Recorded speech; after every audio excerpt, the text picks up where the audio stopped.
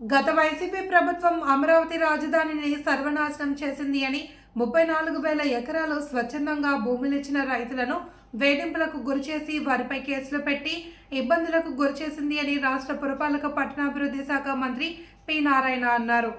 తూర్పుగోదావరి జిల్లా పర్యటనలో భాగంగా నారాయణ స్థానిక ఆర్ఎంసీ కార్యాలయంలో జిల్లా కలెక్టర్ పి ప్రశాంతి, స్థానిక శాసనసభ్యులు Adireddy Srinivas, municipal commissioner Ketan Garg, RDO R Krishna Nayak, ఇతర అధికారులతో సమీక్షా సమావేశం నిర్వహించారు.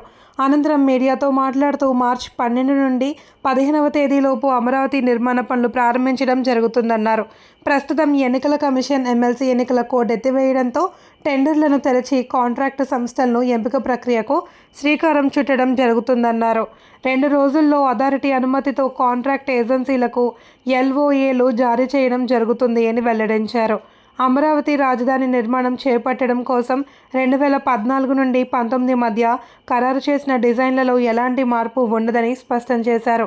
3 ఏళ్లలో అమరావతి రాజధానిని అద్భుతంగా తీర్చిదిద్దుతామని స్పష్టం చేశారు. గోదావరి పుష్కరాల సన్నద్ధతపై త్వరలోనే అన్ని శాఖలతో సమన్వయ సమావేశం జరుగుతుందన్నారు. అదేవిధంగా గోదావరి పుష్కరాలు వస్తున్నాయి. మనకు 2 సంవత్సరాల 5 నెలలు సుమారుగా ఉంది. ముఖ్యమంత్రి గారు కూడా దీని మీద ప్లాన్ చేయమన్నారు.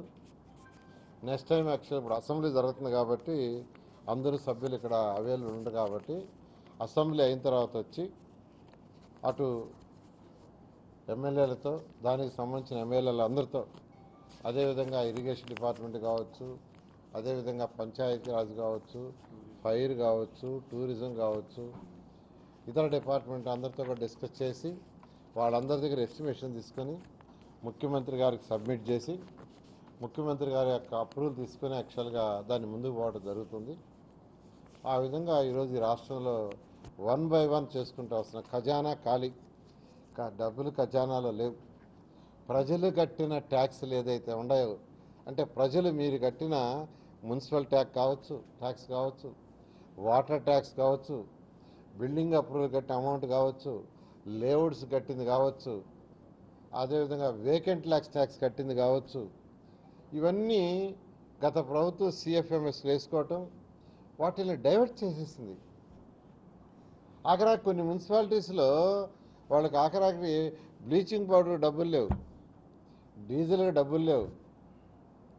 ఆ చెత్త పన్నుని పెట్టి కొన్ని బండ్లు పెట్టారు, వాళ్ళకి డబ్బులు ఇలా, వాళ్ళకి బాకీలు పేరుకోపోయినాయి.